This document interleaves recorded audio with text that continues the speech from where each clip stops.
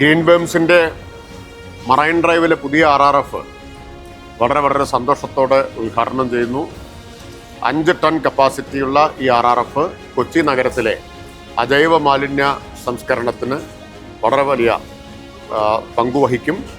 കേരളത്തിലാകെ ബ്രഹ്മപുരം തീപിടുത്തത്തിന് ശേഷം പ്രത്യേകിച്ചും മാലിന്യ സംസ്കരണ രംഗത്ത് സംസ്ഥാന സർക്കാരുമായിട്ട് ഏറെ സഹകരിച്ചാണ് ഗ്രീൻ ബേംസ് പ്രവർത്തിക്കുന്നത്.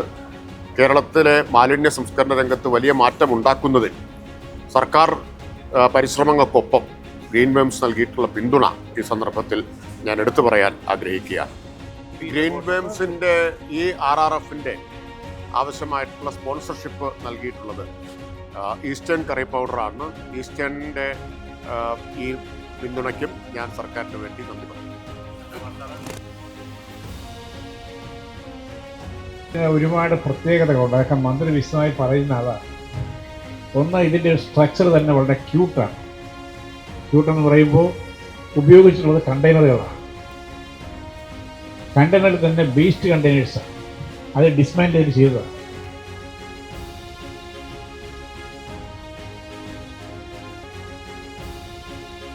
കേരളത്തിൽ ഉണ്ടായ ശരിയായ മാറ്റങ്ങളെപ്പറ്റി ഒരു റിയൽ കേരള സ്റ്റോറി ഇവിടെ അവതരിപ്പിച്ച ആദരണീയനായ മന്ത്രി നമ്മുടെ നാടിന് ചെയ്ത സംഭാവനയുടെ ഒരു മുഖമാണ് നിങ്ങളിവിടെ കാണുന്നത്.